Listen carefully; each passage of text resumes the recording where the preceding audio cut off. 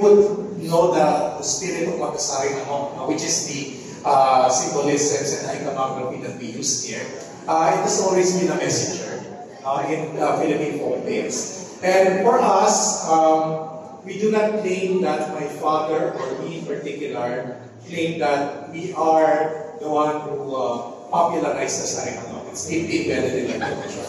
What we did was an interpretation of that part of our culture. And for us, if we want to continue sending its message, its symbolism, its metaphors, we wanted to bring this work into the digital platform from the analog, from what it usually is done on canvas or in sculpture. For us, the Saring Manok communicates to a newer generation.